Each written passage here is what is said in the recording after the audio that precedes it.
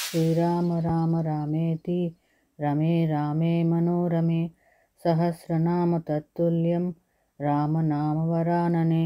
జై శ్రీరామ్, జై శ్రీరామ్, జై సీతారాం.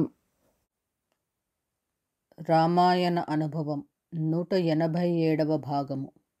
కిష్కింధలో సుగ్రీవుడు చాలా కాలానికి మళ్లీ దొరికిన రాజభోగాలను తృప్తిగా అనుభవిస్తున్నాడు. తన భార్య రుమా, సౌందర్యవతి తార లభించడంతో రాజ్యభారం అంతా మంత్రులకు వదిలేసి స్త్రీలతో ఏకాంతంలో గడుపుతున్నాడు. మంత్రులకు దర్శనం కూడా నిరాకరిస్తున్నాడు. ఇలా అంతఃపుర భోగాలని సేవిస్తూ కాలం గడుపుతుంటే వర్షాకాలం గడిచిపోయింది.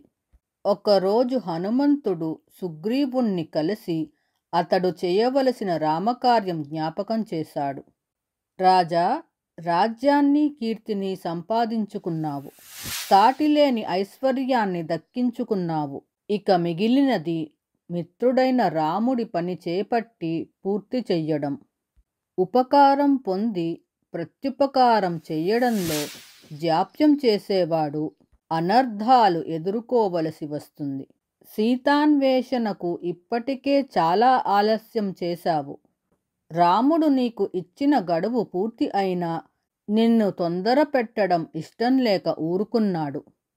రాముడు నిన్ను పిలిచి తన పని గుర్తు చేస్తే కాలాతీతం అయిపోయినట్లే.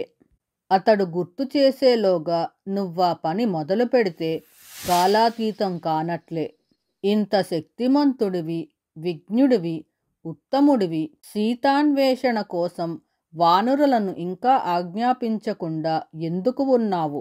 నువ్వు ఆజ్ఞాపిస్తే మేమంతా ఆ పని మీదే ఉంటాము. మా గమనానికి భూమిపైన గాని, పాతాళంలో గాని, ఆకాశంలో గాని, జలాలలో గాని అడ్డులేదు. నీ అధీనంలో కోట్లాది వానరులు ఉన్నారు కదా, ఏం చెయ్యాలో ఆజ్ఞాపించు. మిగిలినది మేము చూసుకుంటాము.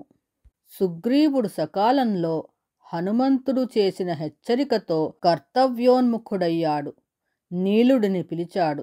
అన్ని దిక్కులలో ఉన్న వానర సైన్యాలను వెంటనే కిష్కింధకు చేరమని ఆజ్ఞాపించు. సమస్త వానర సైన్యం, సేనానాయకులు వెంటనే ఇక్కడికి రావాలి. అందరికీ వచ్చేందుకు 15 రోజుల గడువు.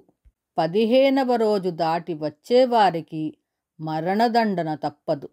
నువ్వు అంగదుడితో కలిసి వానరుల పెద్దలందర్నీ కలిసి విషయాలు వివరించు అని ఆజ్ఞాపించి సుగ్రీవుడు అంతఃపురంలోకి వెళ్ళాడు.